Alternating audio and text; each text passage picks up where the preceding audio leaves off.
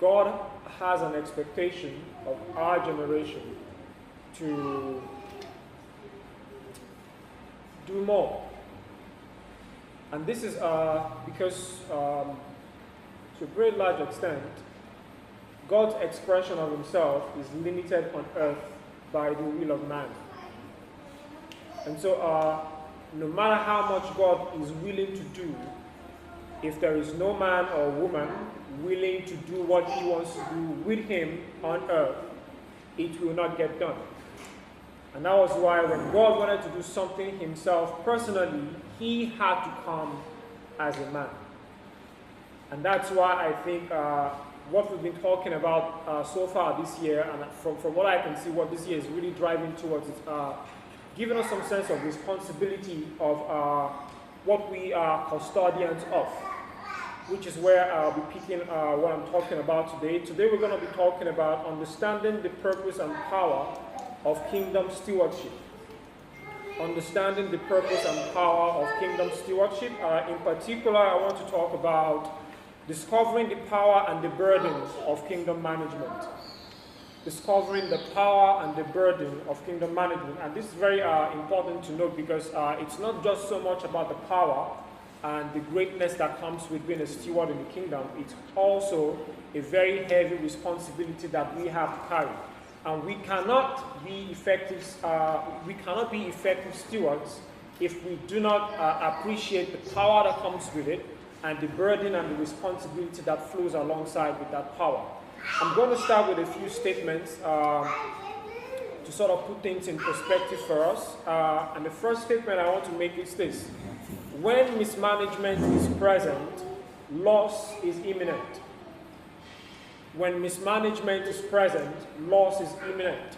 No matter where you're from, no matter who you are, no matter what you've studied, if you mismanage a thing, there is a high chance that you will lose it.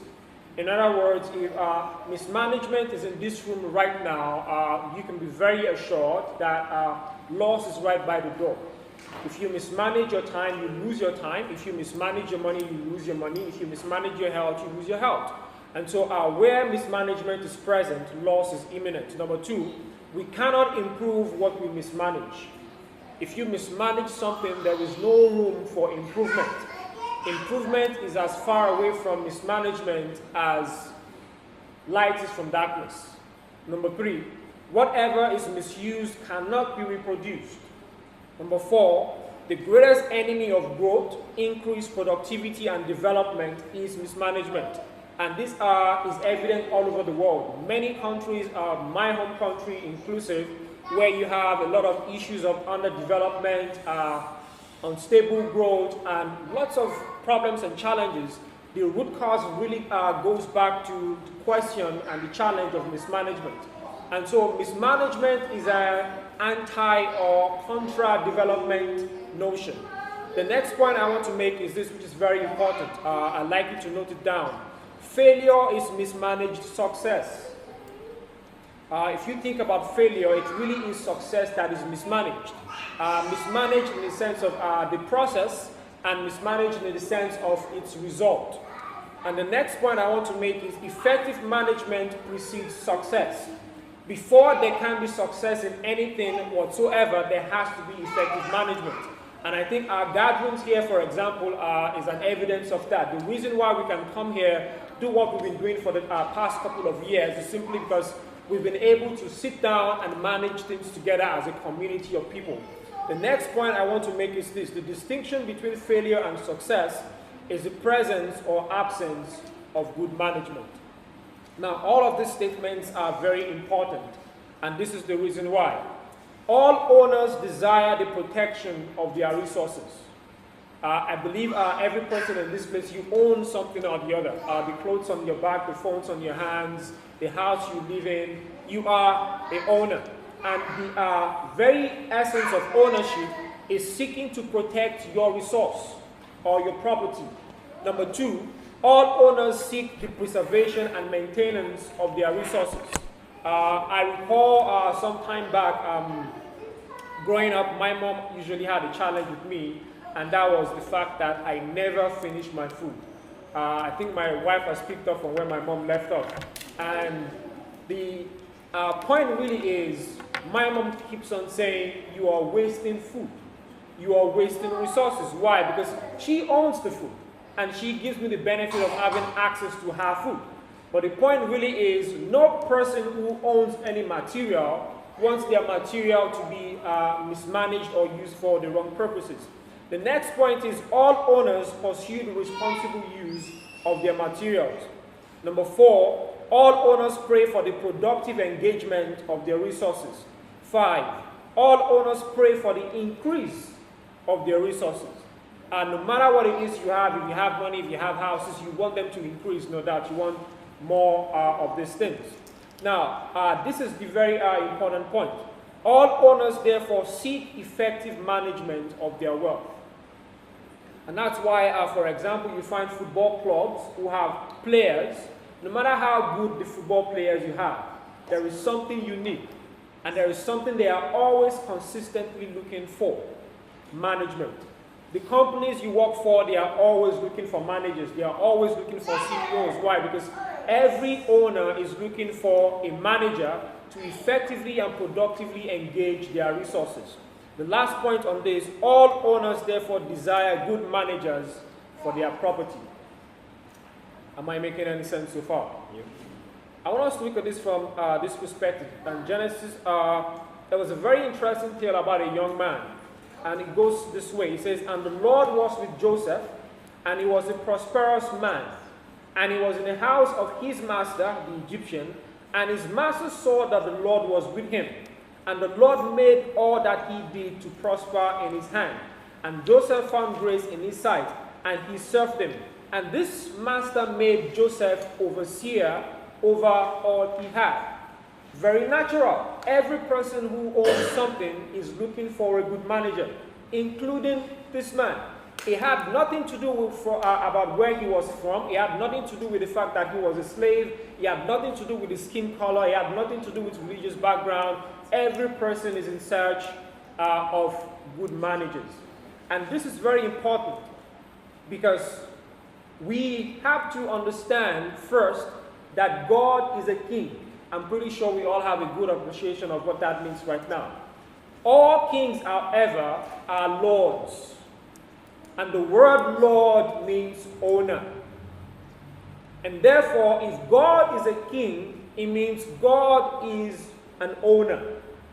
He owns heaven and he owns earth, first by right of creation, and by the fact that he purchased it with the works of his hands. So God made heaven and God made earth, and therefore he is the Lord of heaven and earth. In other words, he is the owner of heaven and earth. Now, what I want you to do now is think about what I have said with respect to owners. And instead of owner, put in God. Are we getting where I'm coming from? All right, so all kings are owners. Number 3, all kings personally own their kingdom. A kingdom is the personal property of a king. That is why a kingdom is different from a democracy. The president of your country, the prime minister of our country, does not own the country. But a kingdom is personally owned by the king. And therefore, every resource in the kingdom is the personal property of the king. Everything. The trees belong to the king. The seas and the oceans and the water body in that kingdom or territory belong to the king, including the people. They are his. This is why it says the earth is the what? Lord's. In other words, the earth is the owner's and the fullness thereof. And all the people who are where? Who are there. They are his personal property. Is that making any sense?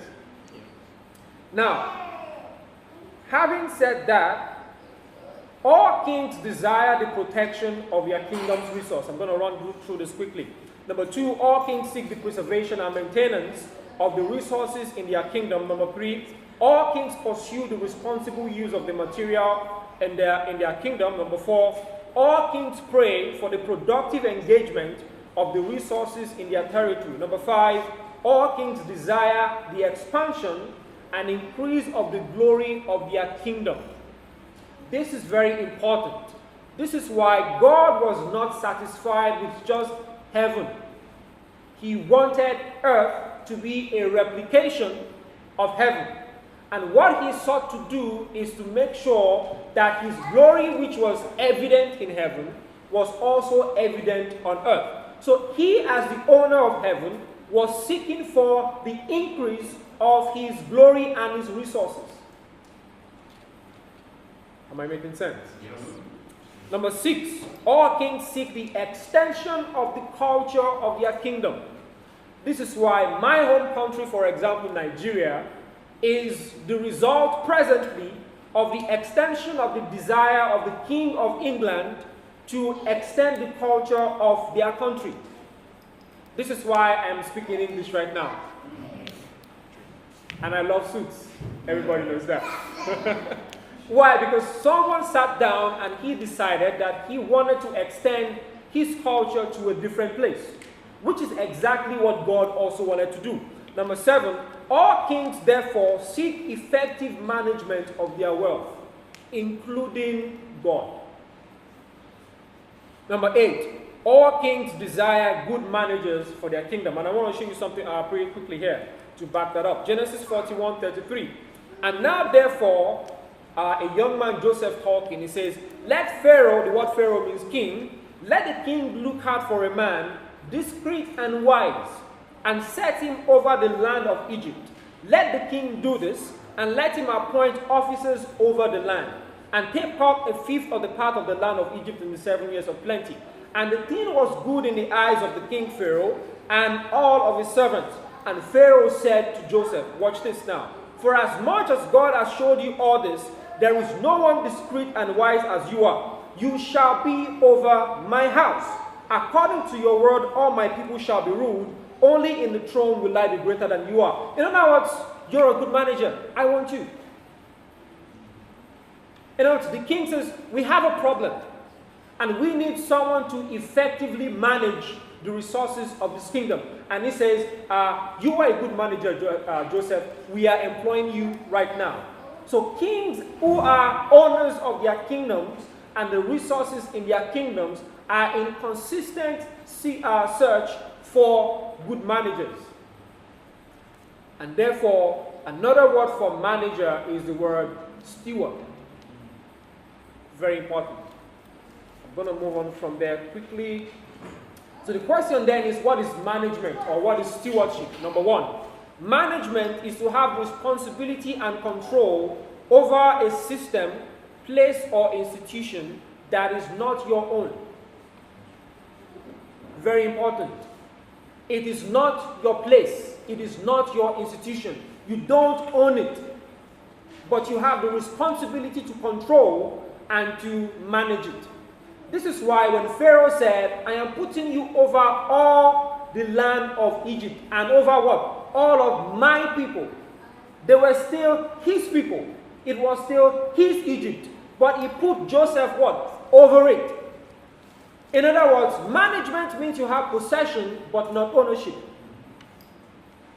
Am I making any sense? This laptop was given to me by my university.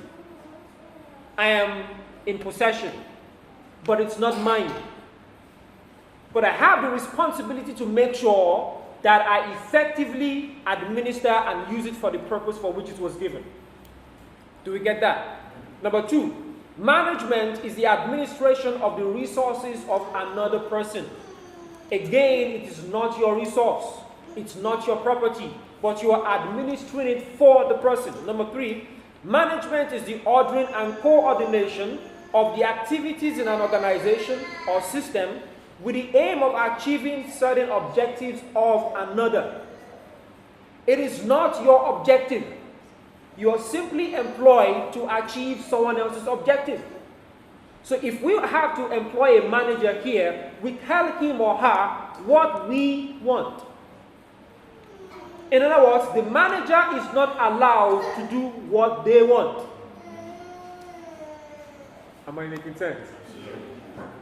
Number 4 rather. Management is conducting, directing, and leading the affairs of a territory place, or institution through the deployment and engagement of resources assigned for a specific purpose.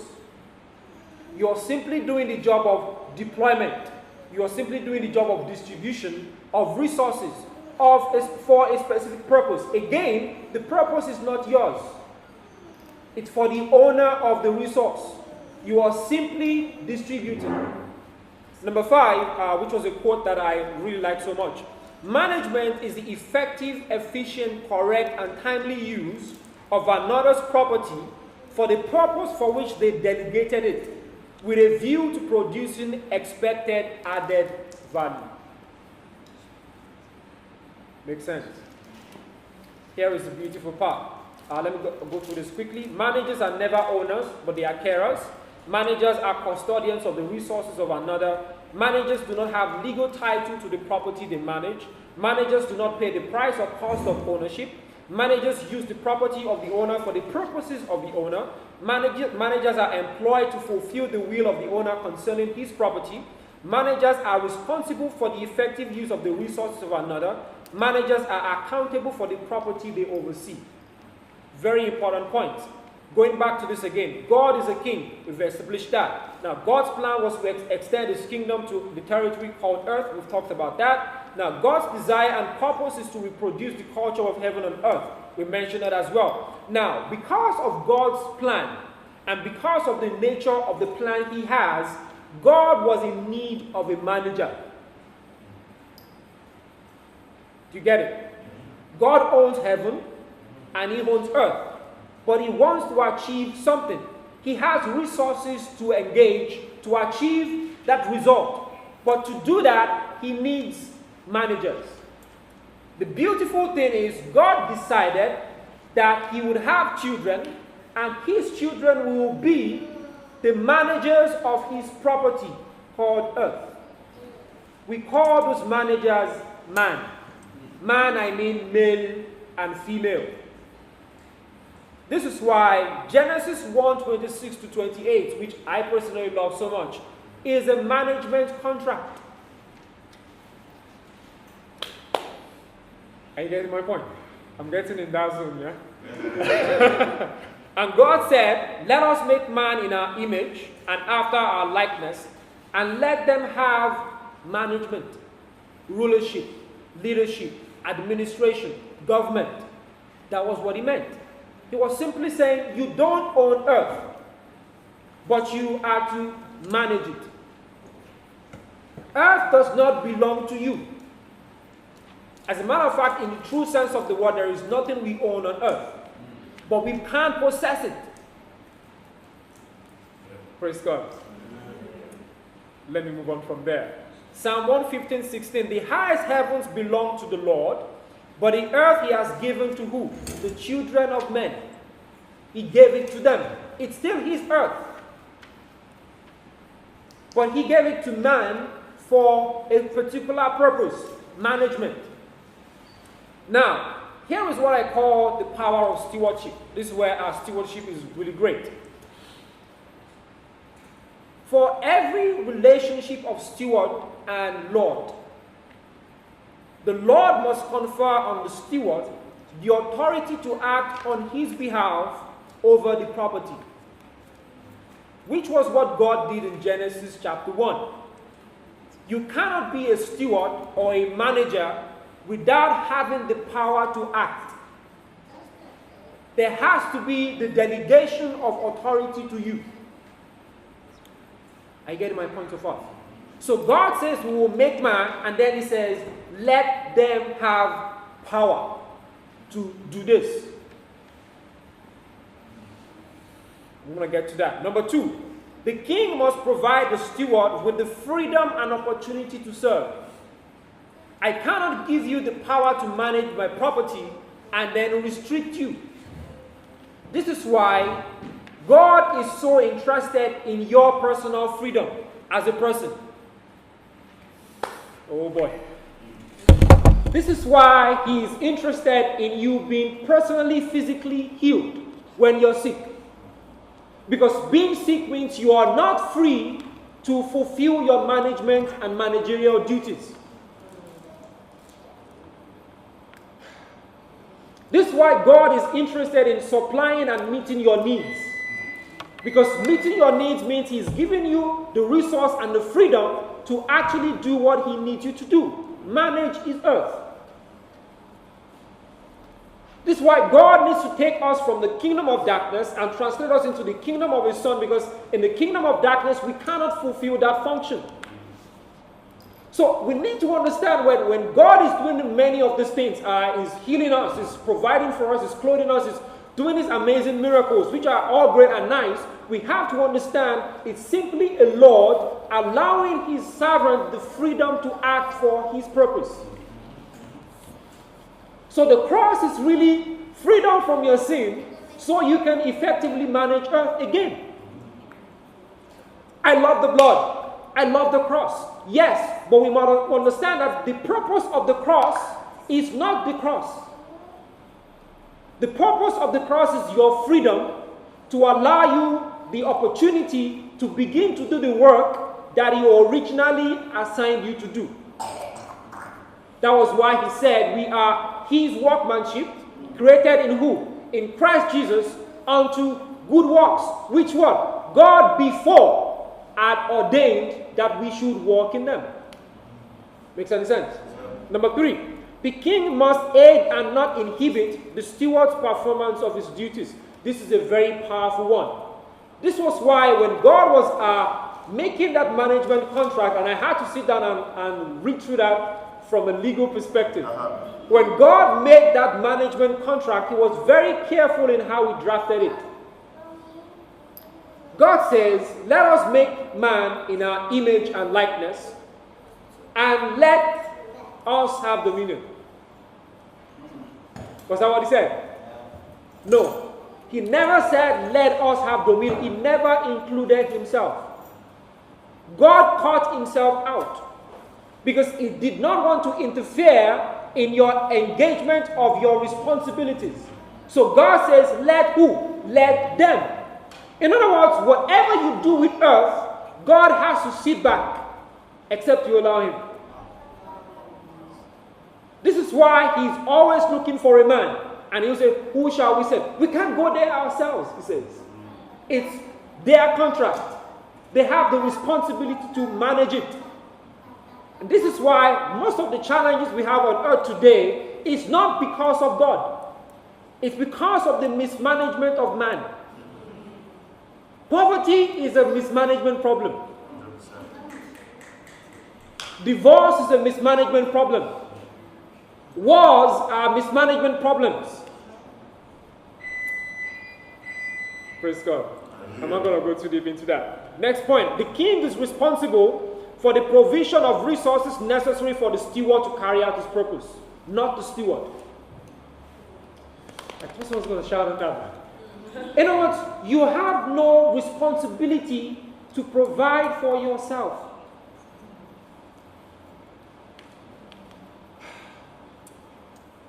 This was why when the Lord came to earth, He said, don't worry about what you will eat, what you will wear, where you're going to live. He says, it's not the responsibility of the steward to do any of that. It's the responsibility of who? The Lord. That was why when God made the first man in Eden, the man did not come with anything. I was talking to my wife about something. I said, why do we come to earth naked? And when we go with nothing. I'll tell you why. Because when you were coming to earth, everything you need on earth was here. The clothes you were wearing were here before you came. My daughter is where she... Where's my daughter? Oh, yeah. She came naked. But she has clothes now. Because someone anticipated what she would need and provided for it. And when we die, we go with nothing.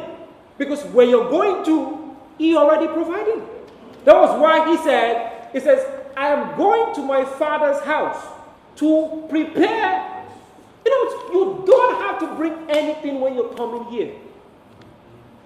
Why? It's the responsibility of the house owner to make sure that the manager has the resources he needs to fulfill his purpose and his function. It's not my duty as a steward.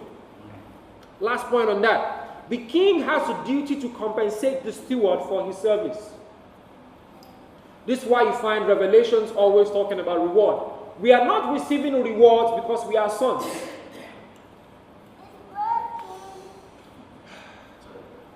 The reward we are receiving is not because we are sons of God. The reward we are receiving is because we are stewards. We are sons, but we are stewards of our Father's property. And the reward you get is tantamount to the degree of your management. I'll get to that. Look at this. Genesis 41, 40 to 44. Pharaoh and Joseph again. He says, "You shall be over my house. According to your word shall all my people be ruled. Only in throne will I be greater than you." And then Pharaoh said to Joseph, "I have set you over all the land of Egypt." And then he took off his ring. That's authority. And then he did what? He put it on Joseph's hand. And then he says, "Look, I have given you Egypt. In other words, I give you permission to work. I am not going to restrict you at all. You have the freedom to do what I have employed you to do." Which is exactly the same thing God does for man. Praise God. But as beautiful as kingdom stewardship is, it is also very challenging.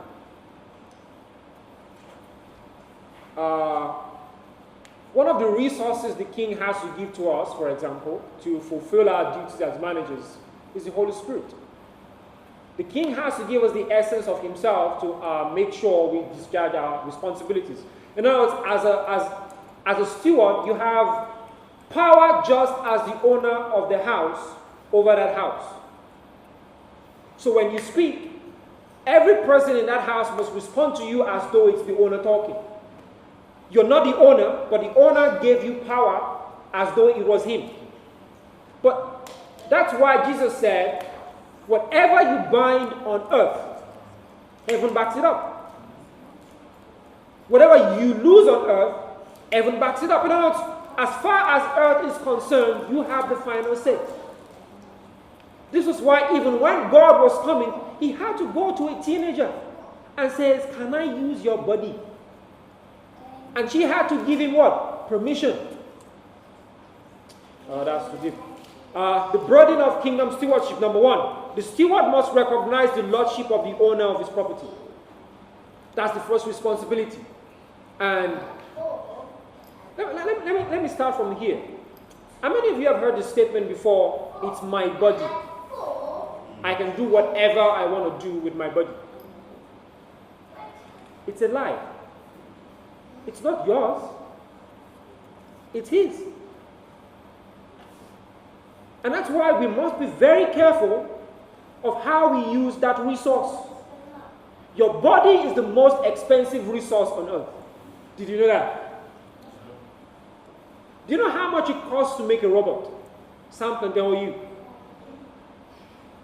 And do you know how powerful your body is? And you got it free of charge.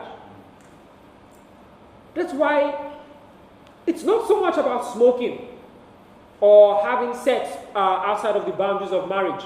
It's not so much about smoking weed or smoking crack or not eating healthy or not exercising. It's simply about taking care and of taking responsibility to make sure you diligently and productively use the property God gave to you to fulfill his purpose.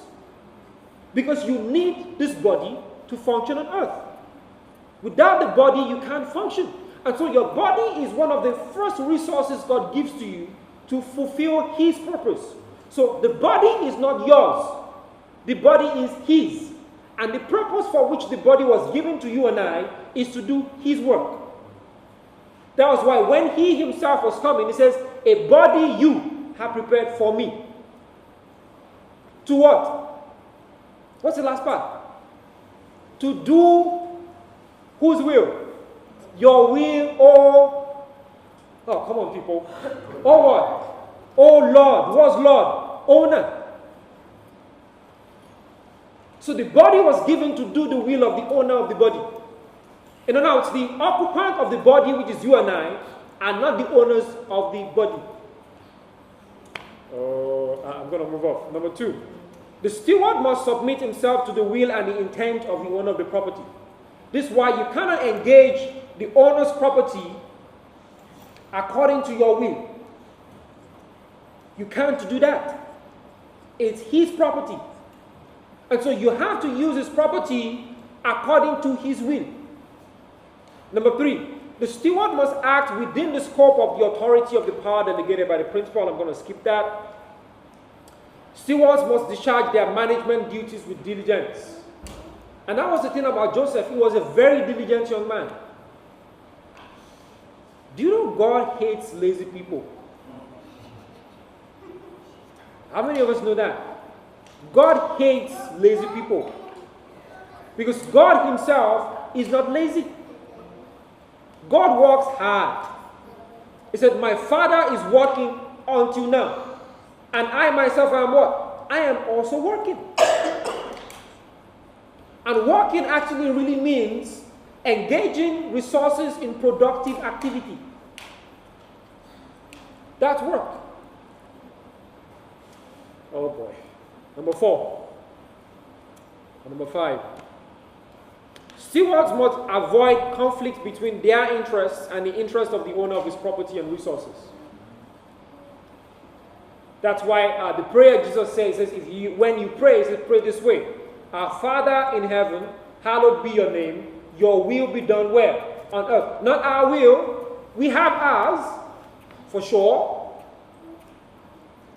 But when it comes to his property, when it comes to his earth, we have to make sure that it's his will that supersedes. Praise God. Yeah. Number 6. No, I'm going to skip that.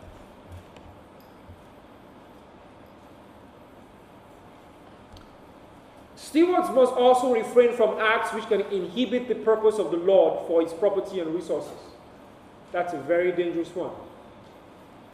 When you start mismanaging the property of the owner, you are inhibiting the purpose for which he gave it. Very critical.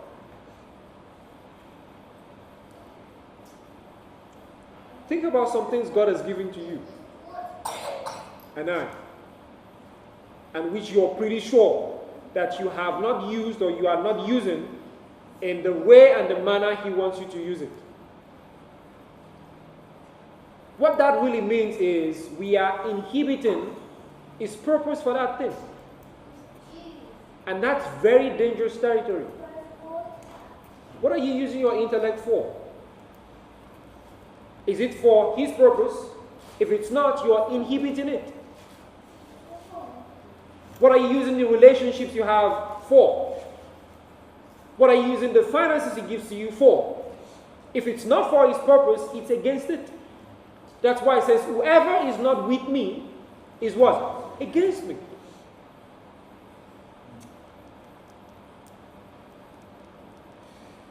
Quite a lot on burdens. I have about 12 here, but I'm going to skip that.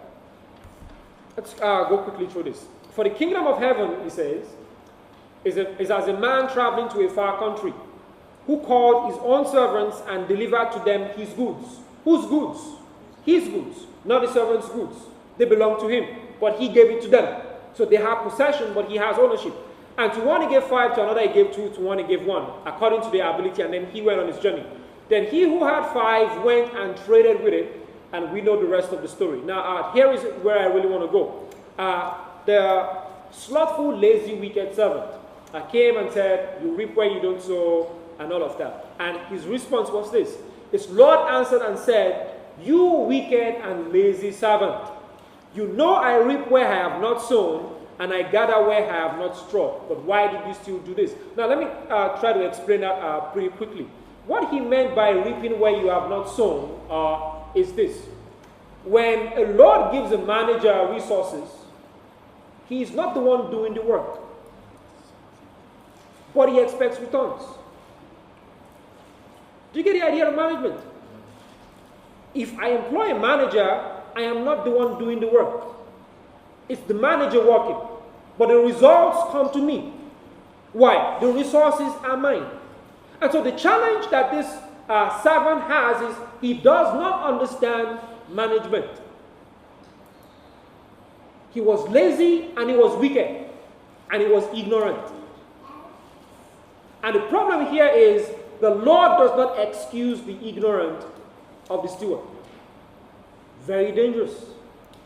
Which means there are many of us, myself inclusive, who have ignorantly mismanaged the resources of God, and God is saying, you aren't doing well. Why are you all quiet on me? Here is a dangerous part. It says, cast the unprofitable servant into darkness. Watch now, where there will be weeping and gnashing of teeth. It says, I don't want to see you. What was the problem? You are unproductive. I gave you resources, but you have not engaged them in productive activity. This is why if you go back to Genesis 1:26-28, the management contract had to do with productivity. Be what? Fruitful. Produce. And not just children, you know. Multiply, not increase. I want my resource, I want my nature to increase in this territory. That was the point.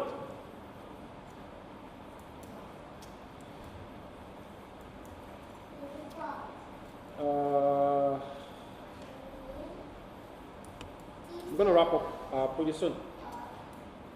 Luke 12:41 says, and the Lord said, who then is the faithful servant and the wise steward? Who his Lord shall make ruler over his household to give him their portion of their meat in due season? And that's who is going to fulfill the will of his Lord. And it says, blessed is that servant who when his Lord comes shall find so doing. Of a truth I say to you, he shall make him ruler over all he has. Here is my point. The key to kingdom progress is effective management of the resources of the king. Not prayer, not fasting.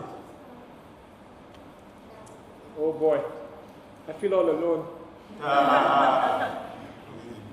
Progress in the kingdom of God has nothing to do with how spiritual you are. This is why God never really gives us what we pray for. He gives us what we can manage.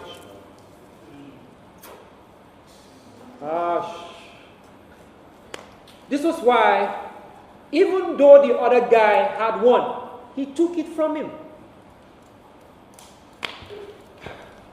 Have you not met people? They go to church, they fast, they pray, nothing ain't happening. It not necessarily doesn't mean the prayers aren't good.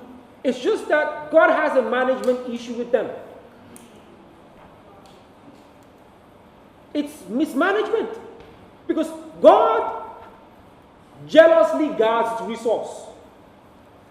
He's the one who knows what it cost him to make them.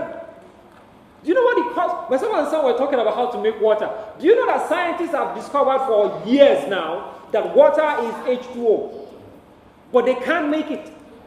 And I was asking some a very interesting question. It says, the power it will take, the energy it will take to make a drop of water, a nuclear plant can't produce a drop of water. And so, don't waste water no more. Because he does not want to waste his resource. And the challenge really is the greatest resource that God has given to you and I is his spirit.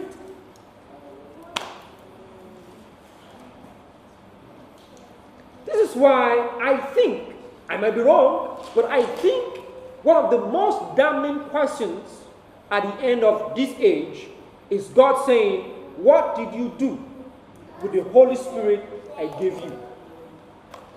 And many people, I can tell you, will have no response to that question. Because we mismanage the power of his Spirit.